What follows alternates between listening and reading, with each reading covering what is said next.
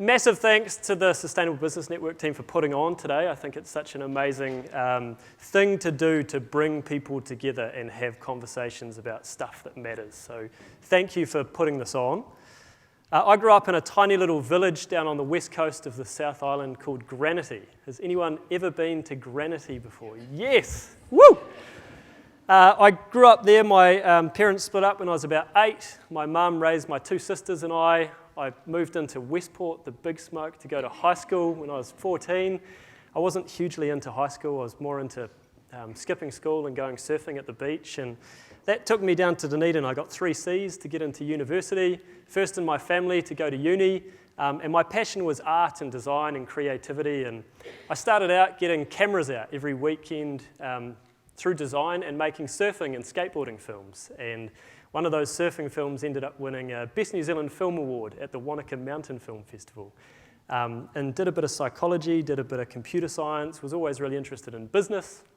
And then I guess I also just started learning a lot about the issues in our world. And as a young person, I found these things pretty confronting and wanted to do something. And I started asking, what could I do? You know, my passion was art and design and creativity. And so I set out on a bit of an adventure, as you do. I'd created a few different startups, and the 5th one of those was called Inspiring Stories.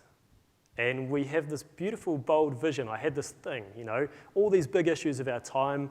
I could see all of these young people, my peers at university, who had this huge optimism and drive and energy and resourcefulness.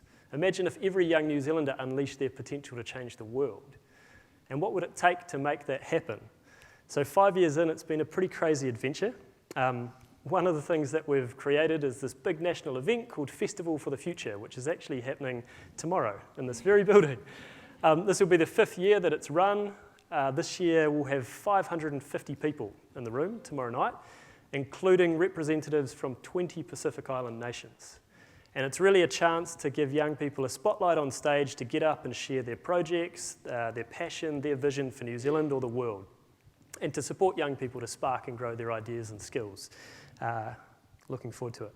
And as we know, you know, an event is a really important thing, but what happens in the space in between after an event, once that energy starts to die down, you know, what happens next? So I thought that New Zealand had some pretty good supports for high growth commercial enterprise, but big gaps, particularly for young people who wanted to grow ideas that were more about making a difference socially or environmentally, but needed some commercial acumen to help really grow and scale their ideas. And so we set up Live the Dream, which was New Zealand's first accelerator program specifically designed to develop young social entrepreneurs and their ventures. So we've now had 3 successful iterations of that. This summer we'll run the program in parallel across 3 different cities, Auckland, Wellington and Christchurch. And each program has about 10 teams of all quite early stage youth-led ventures that go through that. And they span things like energy, housing, waste, transport, health and well-being, arts and culture, right across the board. It's really diverse. And the diversity gives it its richness. And then there's a wider community of mentors and contributors, some of New Zealand's sharpest minds from commercial sector, social, environmental space, who help out as mentors and give their time to support young people to develop their ideas throughout the program. Next year we're piloting a new program where a lot of the stuff that we do is quite thin at a national level and only accessible really in the cities, right? And what about some of these young people from New Zealand's more marginalised and vulnerable communities that don't get access to this stuff? So what we're piloting next year is we're going to work really closely with a small cluster of young people, 5 young people from 6 different communities, so rural west coast of the South Island, Southland, Upper Hutt, Porirua, Manawatu, Palmerston North, and over the course of that year, we build their social entrepreneurship and leadership capability.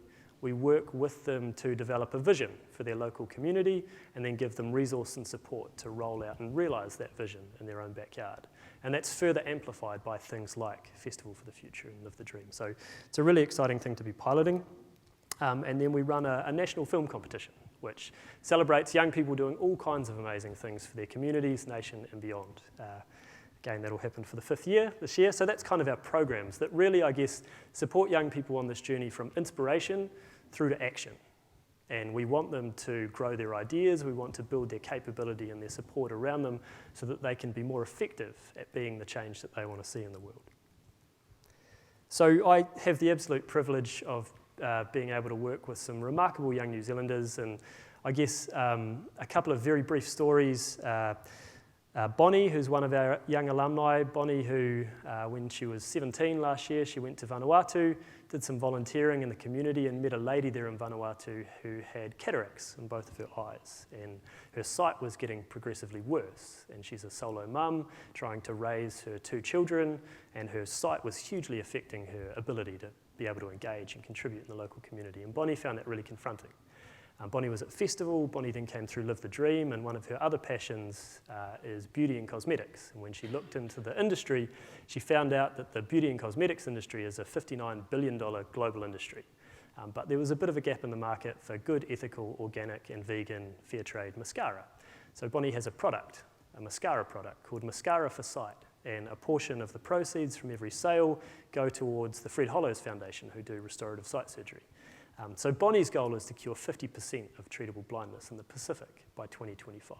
Very early stage, right? But that's the dreams that we want to be supporting young people to realise, because 8 years down the track, this stuff could be amazing. So 5 years in, we've worked with about 5,000 young New Zealanders. We've spent a lot of time building partnerships, and we now have the privilege to be able to work with some pretty remarkable New Zealand organisations who have stepped up, who share this vision to back young New Zealanders to change the world, and I guess who help out in a number of different ways through programs, often supporting their staff to get involved as mentors and contributors and help support young people with ideas. So it's been amazing, and I'm sure some of these guys are in the room as well, so just shout out to them for their support. We wouldn't be here without them. And I guess for everyone who has run a business or has run an organisation, it's not all smooth sailing, right? There's always ups and downs. And so whilst we're kind of at our peak right now, there's a lot of exciting stuff going on. This time last year, we nearly fell over. So I put a lot on the line to run the very first pilot for our Live the Dream program. And at the time, a couple of things just didn't quite line up. And we had our toughest quarter on record. We literally had no money in the bank. And for me personally, having poured my heart and soul into it for the last 4 years, the thought of walking away and having to shut up shop and just give up everything that I'd poured my heart and soul into was a really tough place to be in. And most people would have walked away. We didn't, and we got kept alive with some very generous support from friends and family and our trustees. And from there, we then grew our biggest festival yet. We ran Live the Dream in 2 cities. I won the Young New Zealander of the Year award, and then a week later, the Ministry for Youth Development put $500,000 into helping us scale this stuff over the next couple of years. So it's been quite a roller coaster.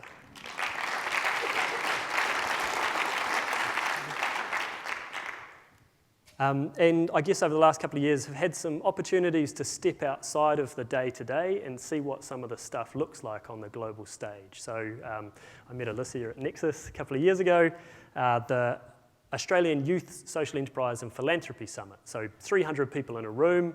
Half of the room are philanthropists, people who have made a lot of money either through business or inherited, and the other half of the room are young social entrepreneurs with ideas. And it's a funny thing because often in New Zealand, we keep those two things quite separate.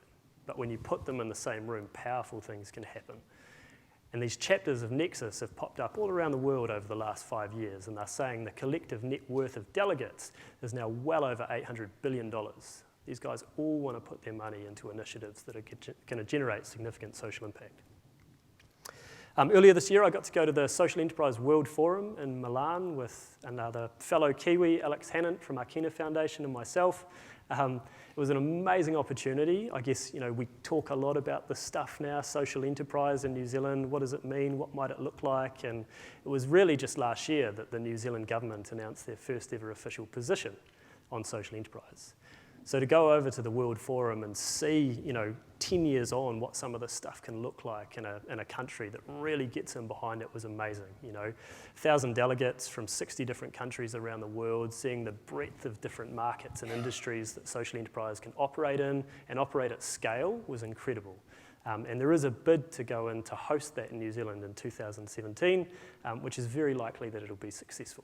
And every country that's hosted that in the world over the last 8 years, it's been catalytic in terms of visibility, really tangible examples of this stuff, as well as policy and investment to better enable social enterprise to flourish.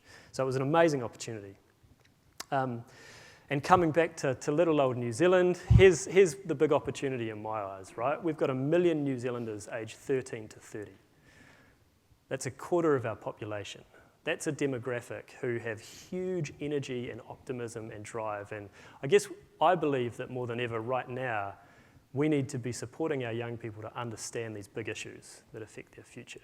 We need to be supporting them to understand some of these proven models and initiatives that are making a difference. What can we learn from there? What can we replicate? What are their ideas for a better world or a better New Zealand? How do we really support them to spark and grow these things? So it's a big, bold, scary and exciting thing to be doing, and it gets me out of bed every single day and I love it. So right now we've just launched something very bold.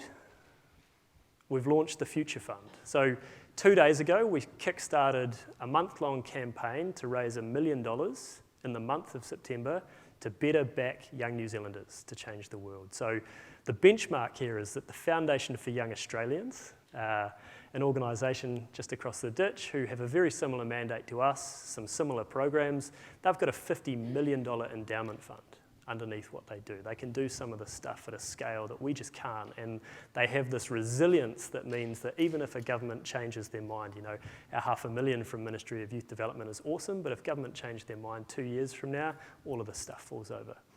So what the Future Fund enables us to do is have a much more resilient financial base to operate from.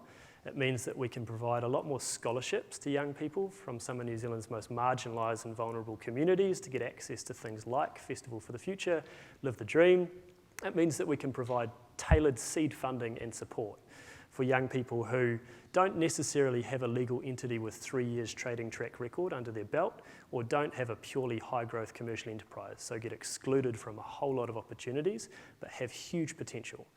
So we can use the support to really back them and get them to a place where they're then ready to take on other forms of finance, or that they've proven that their models are working and they can start to scale that stuff up. So I guess raising $1 million in a month is this big, bold, scary thing, right? It's like putting a piece of your heart and soul on the table. We launched it about 36 hours ago. We've already raised about $30,000. The generosity has been amazing.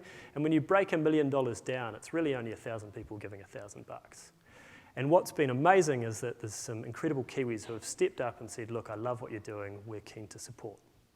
That includes people like the global chair of Kia, Phil Veal, some Kiwis like Victoria Ransom, who sold Wildfire to Google for $300 million a couple of years ago.